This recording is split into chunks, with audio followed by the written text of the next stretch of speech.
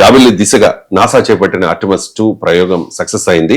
చంద్రుడి మీదకు చేపట్టిన మానవ సహిత మిషన్ ఇది. క్యాప్సూల్లో జాబిలిని చుట్టి వస్తారు 4 వ్యోమగాములు. దాదాపు 50 ఏళ్ల తర్వాత మానవ సహిత ప్రయోగం ఇది. సార్ ఏంటి సార్ ఇది ఆర్టిమస్ 2 ఇంపార్టెన్స్ ఏంటి? అంటే మీరు అన్నట్లు ఇది 1972లో అపోలో మిషన్ ద్వారా ఫస్ట్ మూన్, నీల్ ఆర్మ్స్ట్రాంగ్ మనకు తెలుసు, మన చిన్నప్పుడు స్కూల్ పుస్తకాలు చదువుకున్నాం. They landed on moon. So ఇప్పుడు ఈ తర్వాత 72 తర్వాత human space missions to moon లేవు. అంటే మానవ రహిత చంద్రయానాలు ఉన్నాయి తప్ప మానవ సహిత లేదు. సో ఇది ఫస్ట్ టైం మళ్ళీ after 50 years, half a century తర్వాత 2028 వరకు మీకు మానవ మనుషుల్ని మళ్ళీ చంద్రునిపైకి దించాలి అన్నది అమెరికా ప్రయత్నం. ఇది ఆర్టిమిస్. ఇది అంటే అమెరికా ప్రభుత్వం చెందిన నేషనల్ నాసాతో పాటు మీకు నాసా అండ్ కార్పొరేట్ కంపెనీస్, అలాగే అనేక నేషన్స్, భారతదేశంతో సహా చాలా దేశాల జాయింట్ పార్ట్నర్షిప్ పెంచింది ఆర్టిమిస్ అనేది. సో ఫస్ట్ టైం ఏమో అమెరికానే వెళ్ళింది అపోలోకు. సో 2028కు చంద్రుని పైన అడుగు పెట్టాలి అని. 2030 నాటికి అడుగు పెట్టడానికి చైనా ఆల్రెడీ ప్రయత్నాలు చేస్తుంది. ఇంటర్నేషనల్ లునార్ రీసెర్చ్ స్టేషన్ ఏర్పాటు చేయాలి అని. సో అందువల్ల ఒక రకంగా యుఎస్ చైనా జియో పొలిటికల్ రైవలరీలో భాగమిది. మీకు వాస్తవంగా చంద్రమండలం పైకి అమెరికన్లు వెళ్ళటానికి కూడా ఇప్పుడు మీకు కెనడీ ఆ రోజు ఇచ్చిన ఆడియో కూడా ఉంటుంది. మీకు ఇప్పుడే నేను కన్వర్జేషన్ వీక్లీ వాళ్ళ యాపిల్ పాడ్కాస్ట్లో చూశాను. సో కెనడీ బైట్ కూడా ఉంది, కెనడీ ఆడియో కూడా ఉంటుంది, మీకు చూడొచ్చు. ఎవరైనా స్పాటిఫైలో ఉంటుంది, మీకు యాపిల్ పాడ్కాస్ట్లో కూడా ఉంటుంది. కెనడీ ఆ రోజు మాట్లాడిన ఆడియో ఉంటుంది, ఐ థింక్ ఆడియో అది. సో అది మీకు ఎందుకు అంటే దాని ప్రాధాన్యత ఏంటంటే అప్పుడు కెనడీయే చెప్తాడు. సో ఈ సోవియట్ యూనియన్ ఏర్పడ్డాక it was a big adversary to America. అంటే కేవలం మిలిటరీ స్ట్రెంగ్త్లోనే కాదు, సైంటిఫిక్ ప్రోగ్రెస్లోనే కాదు, ఐడియాలజికల్గా కూడా ఉత్తర దక్షిణ ధృవాలు. America was the head of capitalism, Soviet Union was head of socialist camp. So అందువల్ల ఆ రైవలరీ ఏ స్థాయికి వెళ్ళిందంటే ఎవరు ముందు ఉంటారు అని. స్పేస్లో ముందు సోవియట్ యూనియన్ సక్సెస్ అయింది. అంటే ఫస్ట్ శాటిలైట్ స్పుట్నిక్ను పంపడంతో మొదలుకొని Valentina Tereshkova first woman into space, అంతకుముందు Yuri Gagarin first human into space పంపించారు. సో నేను మాస్కోకు 1988లో ప్యాట్రిస్ లుముంబా పీపుల్స్ ఫ్రెండ్షిప్ యూనివర్సిటీలో మాట్లాడటానికి వెళ్ళాను. సో అప్పుడు చూశాను నేను, I personally saw the Yuri Gagarin centre. మీకు తర్వాత అక్కడ ఇంటర్నేషనల్ స్పేస్ ఎగ్జిబిషన్ కూడా వెళ్ళాను. కొన్ని రోజులు పడుతుంది చూడాలంటే. యూరీ గగారిన్, వాలెంటీనా టెరిష్కోవాలు వాడిన స్పేస్ షిప్స్ కూడా ఒరిజినల్ షిప్స్ చూశాను. అలాగే మళ్ళీ హ్యూస్టన్లో నాసా స్పేస్ సెంటర్ ఉంది, హ్యూస్టన్లో అమెరికాలో. ఆ నాసా స్పేస్ సెంటర్లో కూడా అపోలో మిషన్ సంబంధించినవి కూడా చూశాను. So I had the opportunity to watch both Yuri Gagarin space జర్నీకి సంబంధించినవి, అలాగే మీకు అపోలో మిషన్ నీల్ ఆర్మ్స్ట్రాంగ్ వాళ్ళు వాడింది కూడా చూశాను. So it is a great experience, అది మామూలు ఎక్స్పీరియన్స్ కాదు. సో అందువల్ల మీకు ఇలా first human into space, first woman into space, first satellite, ఇదంతా సోవియట్ యూనియన్ సాధించడంతో అమెరికాకు అసలు పెద్ద ఛాలెంజ్. జియో పొలిటికల్ రైవలరీ కదా, ఆధిపత్యం కొరకు, ప్రపంచ ఆధిపత్యం కొరకు జరుగుతున్న దాంట్లో సాఫ్ట్ పవర్ అంటారు దీన్ని. హార్డ్ పవర్ ఏమో మిలిటరీ స్ట్రెంగ్త్, అది హార్డ్ పవర్. సాఫ్ట్ పవర్ అంటే ఏంటంటే ఒక కంట్రీ తన సైంటిఫిక్ అచీవ్మెంట్ ద్వారా, తన కల్చర్ ద్వారా, తన లిటరేచర్ ద్వారా కూడా ప్రపంచానికి నాయకత్వం వహిస్తుంది. సో అలా Soviet union soft power, hard power రెండు అమెరికాను ఛాలెంజ్ చేస్తున్న వేళ ప్రెసిడెంట్ కెనడీ పిలిపించాడు, ఈ దశాబ్ద చివరి నాటికి చంద్రుని పైన అడుగు పెట్టాలి అని.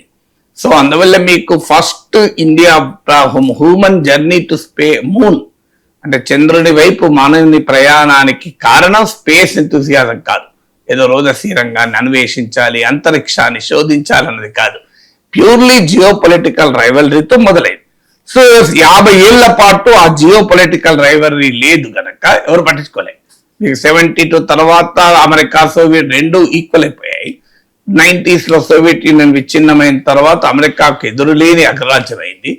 సో ఇప్పుడు మళ్ళీ చైనా అమెరికాను ఛాలెంజ్ చేస్తుంది మిలిటరీలో, ఎకానమీలో, జియో పాలిటిక్స్ లో, జియో ఎకనామిక్స్ లో, ఇంటర్నేషనల్ రిలేషన్స్ లో ఛాలెంజ్ చేస్తున్న సమయాన మళ్ళీ ఇది మొదలైంది. అందుకే 2030లో చైనా తన ఇంటర్నేషనల్ లునార్ రీసెర్చ్ స్టేషన్ చంద్రుని పైన పెట్టాలని చూస్తే అంతకు 2 ఏళ్ల ముందే అమెరికా ఈ మల్టీనేషనల్ ఆర్టమిస్ మిషన్ ను ద్వారా చంద్రునిపైకి మనిషిని దించాలి అనేది ప్రయత్నం చేస్తుంది. ఇది ఫస్ట్ పార్ట్ మనకు అర్థం కావాల్సింది. సెకండ్ పార్ట్ మరి ఈ జియో పొలిటికల్ రైవలరీతో సాధించేది ఏంటి? నిజంగా మరి ఇండియా కూడా చంద్రయాన్ ప్రయోగం చేసింది కదా, జపాన్ కూడా చేసింది కదా, చైనా అమెరికాలే కాదు. మరి మనకైతే ఎవరితో జియో పొలిటికల్ రైవలరీ లేదు, మనం అమెరికాను బీట్ చేయాలని మనకేం కోరిక లేదు. మరి మనం ఎందుకు వెళ్ళామంటే మూన్ ఉండే ఇక్కడ మూన్ మిషన్ తో అడ్వాంటేజ్ ఏంటంటే, ఒకటి ఇది మరింత డీప్ స్పేస్ ఎక్స్ప్లోరేషన్స్ అంటారు. అంటే మరింత గ్రహాంతరాల్లోకి, అంతరిక్షపు అంచుల్లోకి వెళ్ళాలి అంటే చంద్రుడిది లాంచ్ ప్యాడ్ అవుతుంది. ఇప్పుడు ఉదాహరణకు మార్స్ ఉంది, అంగారగ్రహం, ఇంకా దూరం. ఇక్కడ నుంచి మార్స్ కు వెళ్ళాలంటే 8 నెలలు పడుతుంది, నియర్లీ 8 months పడుతుంది ఇక్కడ నుంచి వెళ్ళాలంటే. సో అంగారక గ్రహం పైన అదే ఇంకా మనకు నియరెస్ట్ ఉన్నంతర ఈ మన సోలార్ ఫ్యామిలీలో నియరెస్ట్ అంగారక గ్రహం. అంగారక గ్రహానికి వెళ్ళాలంటే 8 నెలలు 8 months పడుతుంది. మన మంగళయాన్ ప్రయోగం చేశాం మనం. ఇది కాక మీకు ఇది ఒక సోలార్ ఫ్యామిలీ, ఇలాంటి సౌర కుటుంబాలు ఎన్ని ఉన్నాయో తెలియదు. సో విశ్వం అనంతమైంది. ఈ విశ్వాంతరాల్లోకి వెళ్ళి శోధించాలి అంటే మనకున్న టెక్నాలజీలో ఇబ్బందులు ఉంటాయి. అంటే ఫ్యూయల్ ఉండదు. ఇప్పుడు మనం 1000 kilometers పోవాలంటే 4 సార్లు డీజిల్ పోయించుకుంటాం కదా, పెట్రోల్ పోయించుకుంటాం కదా. సో అలా మీకు మరి ఆ రాకెట్ ఫ్యూయల్ అనేది ఒక ఛాలెంజ్ ఉంటుంది. సో అందువల్ల చంద్రుడి పైకి వెళ్తే అది ఒక లాంచింగ్ ప్యాడ్. ఇప్పుడు మనం అక్కడికి వెళ్ళి ఇప్పుడు మనకు ఎవరెస్ట్ ఇక్కడ ఎక్కుతున్నాం అనుకోండి, బేస్ స్టేషన్స్ అని ఉంటాయి.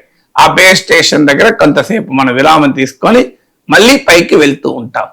సో అలా మీకు ఉత్తరాఖండ్కి వెళ్ళిన వాళ్ళు కేదార్నాథ్, బద్రీనాథ్ యాత్రలకు వెళ్ళండి, ఫస్ట్ జోషిమఠ్ దగ్గర అట్లా కొన్ని చోట్ల ఆగుతుంటారు, ఆగి అక్కడ దర్శనాలు చేసుకొని ఇక పైకి ఎక్కుతుంటారు. ఎందుకంటే that is how you launch. అలా గ్రహాంతరాల్లోకి రోదసిలోకి వెళ్ళాలి అంటే చంద్రుడు ఒక లాంచింగ్ ప్యాడ్ గా ఉపయోగపడతారు. అది మొదటి కారణం. రెండోది ఏంటంటే మరి లాంచింగ్ ప్యాడ్ గా ఉపయోగపడాలి అంటే స్పేస్ లోకి డీప్ స్పేస్ ఎక్స్ప్లోరేషన్ అంటారు, అది వెళ్ళాలి అంటే మరి చంద్రుని పైన ఒక పర్మనెంట్ స్పేస్ స్టేషన్ పెట్టుకుంటే అది సాధ్యమవుతుంది. ఆ పర్మనెంట్ స్పేస్ స్టేషన్ పెట్టుకునే దిశగా ఈ ప్రయత్నాలన్నీ.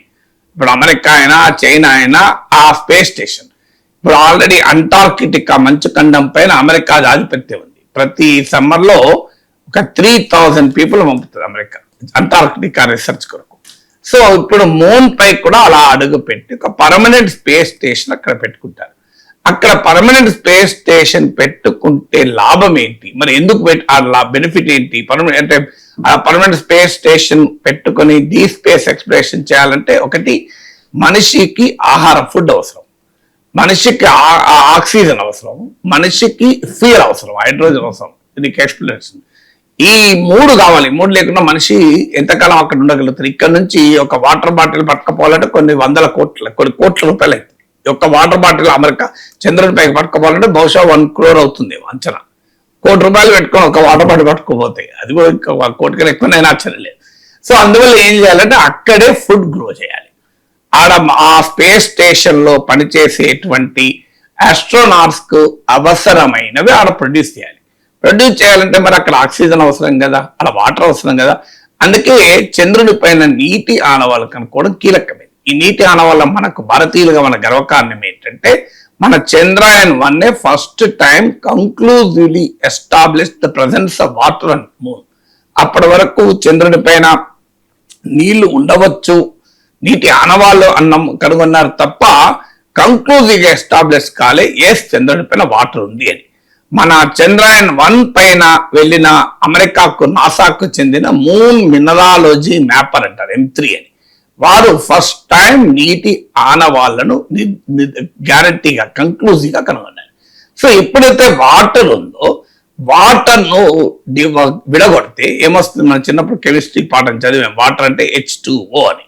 సో H2O కనుక దాన్ని విడగొడితే ఆక్సిజన్ వస్తుంది, హైడ్రోజన్ వస్తుంది, వాటర్ తోని మీకు ఫుడ్ పండించుకోవచ్చు.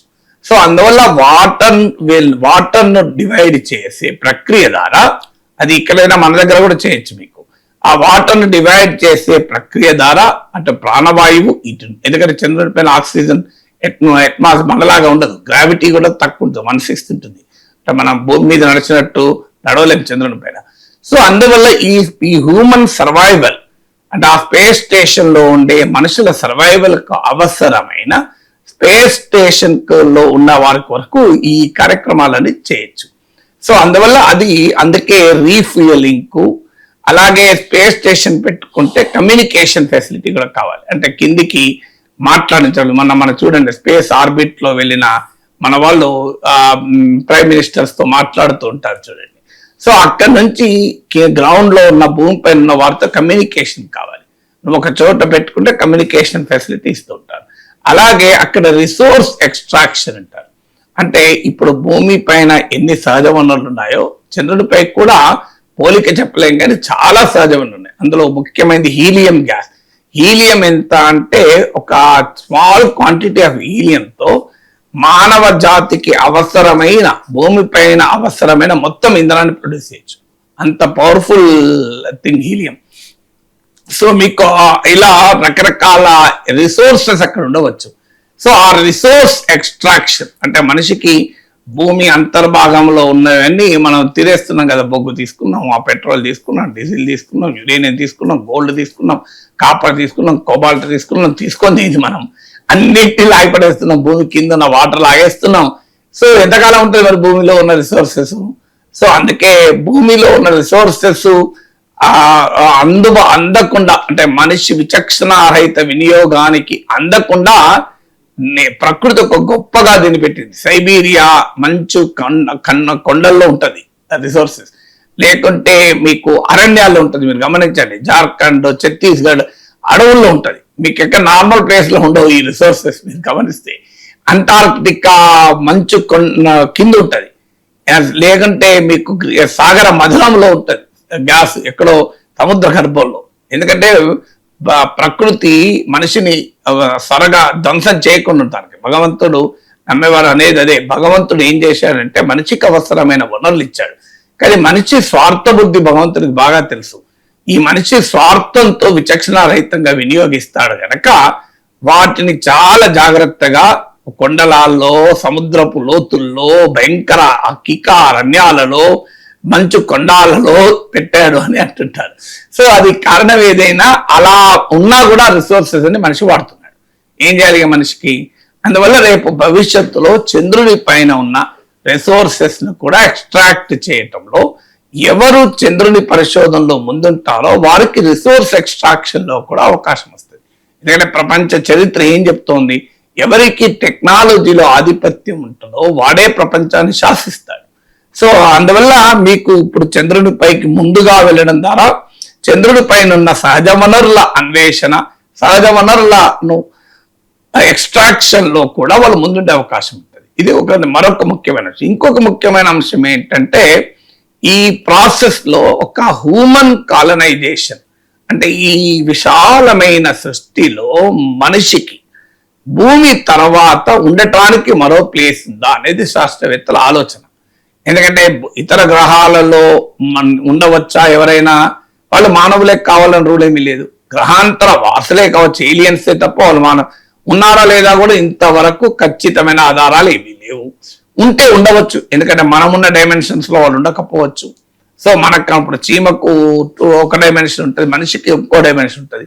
సో అందువల్ల మనిషి చూసేటువంటి హ్యూమన్ హై చూడగలిగేది వేరుండొచ్చు. వాళ్ళ sound, ultra sound, infra sound ఉన్నాయో మనకి ఏం తెలియదు. సో కానీ అందుకే స్టీఫెన్ హాకింగ్, గొప్ప ప్రపంచ ప్రఖ్యాత థియరిటికల్ ఫిజిసిస్ట్ స్టీఫెన్ హాకింగ్ అంటాడు, సో భూమిపైన గ్రహాంతర వాసులు ఉన్నారా అని నన్ను అడిగితే, for my mathematical mind yes probably. కానీ I suggest why'd you explore. ఎందుకు వాళ్ళ గురించి అన్వేషణ, వాళ్ళ వచ్చి చంపేసే ప్రమాదం ఉంటుంది కదా.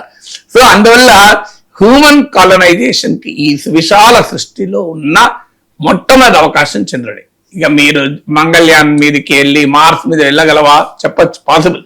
అండ్ నెక్స్ట్ ఆపర్చునిటీ అంగారగ్రహం. ఇప్పుడు కాకపోవచ్చు కానీ ఒక 500 ఏళ్ళకో 1000 ఏళ్ళకో అంటే ఇప్పుడు మన మనమల మనమల మనమల మనమల ముని మనమల ముని మనమల వరకు వెళ్ళామనుకోండి, బహుశా అనొచ్చు ఏంటి బిడ్డ పెళ్లి చేస్తున్నావుట కదా, అల్లుడు ఎక్కడ ఉన్నా, మా అల్లుడు చంద్రమండలం అండి, మా కోడలు అంగారగ్రహం పైన, వాళ్ళ తల్లిగారు అంగారగ్రహం అండి, అందుకే ఒకసారి కొడుకు కోడలు అంగారగ్రహం పైన ఉన్నారు, బిడ్డ అల్లుడేమో చంద్రుని పైన ఉన్నారు. సో అందువల్ల మొదలు చంద్రుని దగ్గరికి వెళ్ళి బిడ్డ దగ్గర ఒక 4 ఏళ్ళ నుండి అక్కడ నుంచి అంగారగ్రహం నుండి కొడుకు కోడలతో కొంతసేపు గడిపి రిటర్న్ వస్తాను అనొచ్చు. ఈ లోపల ఇంకొక గ్రహం శుక్రగ్రహం పైన కొంత ఎంటర్టైన్మెంట్ కూడా ఎంజాయ్ చేసి టూరిస్ట్ గా పోయి వస్తాం అనొచ్చు. నేను ఇవాళ జోక్ అనొచ్చు, సైన్స్ ఫిక్షన్ లా కనబడుతుంది, బట్ దిస్ అబ్సల్యూట్లీ పాసిబుల్. ఇప్పుడు మన వాళ్ళు పోతలేరా, లండన్ లో బిడ్డ ఉంటే అమెరికాలో కొడుకుంటే, లండన్ లో కొడుకుంటే అమెరికాలో బిడ్డ ఉంటే పోయేస్తలేరా, ఇక్కడ పోయి అక్కడికి పోయేస్తున్నారు కదా. It is possible. ఎందుకంటే ఫస్ట్ డిటైనివ్ అంటే బ్రిటిష్ వారు ఇండియాను వచ్చినప్పుడు మొట్టమొదటి ఖైదీని ఆస్ట్రేలియాకి పంపించారు. అప్పుడు 8 months పట్టింది షిప్ లో, 8 months. ఇవాళ ఎంతలో పోతున్నారు, మీకు ఫ్లైట్ ఎక్కితే అవర్స్ లో పోతున్నారు. So it's possible tomorrow supersonic hypersonic వాహనాలు రావచ్చు. ఒకప్పుడు ఆదిలాబాద్ పోవటానికి మాకు 11 గంటలు పట్టేది, 12 గంటలు పట్టేది. ఇవాళ 12 గంటల్లో మేము 14 hours లో ఢిల్లీలో దిగాం. న్యూజెర్సీ దగ్గర ఉన్న నోవార్క్ ఎయిర్పోర్ట్ లో ఎక్కితే ఢిల్లీలో 14 hours లో దిగాం. So what is happening 10-11 hours లో ఆదిలాబాద్ పోయినాం. నా లైఫ్ లో 30 ఏళ్ల క్రితం, 20 ఏళ్ల క్రితం 10 గంటలు పట్టింది ఆదిలాబాద్ పోయటానికి బస్సులు, 10-11 గంటలు వెళ్ళే వాళ్ళం. ఇవాళ మీకు అమెరికాకు 14 hours లో వెళ్ళొచ్చాం. So who knows what will happen in future. అందువల్ల ఆ హ్యూమన్ కాలనైజేషన్ కు కూడా మూన్ ఒక అవకాశాన్ని ఇస్తుంది కనుక దీనిపైన రేస్ అంటే జియో పాలిటిక్స్ దీని వెనకాల ఉంది, నేచురల్ రిసోర్సెస్ ఎక్స్ప్లాయిటేషన్ దీని వెనకాల ఉంది, నార్మల్ స్పేస్ ఎంతూజియాజం ఉంది. స్పేస్ ఎంతూజియాజం కూడా మామూలు కాదు. అన్ఫార్చునేట్లీ మన దగ్గర అంతా పట్టించుకోరు. ఇప్పుడు హైదరాబాద్ లో నేషనల్ రిమోట్ సెన్సింగ్ ఏజెన్సీ ఉంది. అసలు మీరు ఎప్పుడు వెళ్ళారు ఆడికి ఎన్ఆర్ఎస్ఏకు? సో ఎవరన్నా పట్టుకెళ్ళి చూపెడతారా? ఎవరన్నా అప్పుడప్పుడు ఎవరన్నా స్కూల్ పిల్లలు పట్టుకెళ్తారో లేదో కూడా తెలియదు. కానీ ఇప్పుడు మీరు హూస్టన్కి వెళ్ళండి, వండర్ఫుల్ నాసా స్పేస్ స్టేషన్, అది ఎగ్జిబిషన్ ఉంటుంది, నీకు you can feel that what is happening in the space. So అంత వండర్ఫుల్. మేము 4 గంటలు 5 గంటలు తిరిగాం హూస్టన్లో నాసా స్పేస్ స్టేషన్లో. సో అట్లా మీకు అన్ఫార్చునేట్లీ మన దగ్గర ఆ ప్రాచీన చరిత్ర పట్ల ప్రేమ లేదు, ఆధునిక శాస్త్ర విజ్ఞానం పట్ల మనకు ప్రేమ లేదు. ఏమైనా సినిమా టీవీ సీరియల్ చూసుకుంటా వినోదం గడుపుడు, అది లేకుంటే రెస్టారెంట్లలో ఆనందం గడుపుడు, అది కాదు. అంటే విజ్ఞానపు టంచుల్ని పరిశోధించడంలో కూడా వినోదం ఉంటుంది, దాన్ని జ్ఞానాన్ని సముపార్జించడంలో ఆనందం ఉంటుంది, వినోదం ఉంటుంది. దాన్ని పెంచే ప్రయత్నం కూడా చేయాలి. అన్ఫార్చునేట్లీ మన దగ్గర ఎంతమంది శ్రీహరికోటకు వెళ్తారు, ఎంత ఒక పెద్ద స్పేస్ ఎగ్జిబిషన్ ఎందుకు పెట్టకూడదు? మీకు ఆంధ్రప్రదేశ్ అమరావతిలో ఒక పెద్ద స్పేస్ సెంటర్ పెట్టచ్చు కదా. ఎందుకంటే శ్రీహరికోట అమరావతిలో ఉంది కదా, ఆంధ్రప్రదేశ్లో ఉంది కదా, ఎందుకు పెట్టకూడదు? కానీ అక్కడ మనం పెట్టడానికి ఆలోచించేది ఇలాంటి ఆలోచిస్తే, ఎందుకంటే that will a great achievement for generation.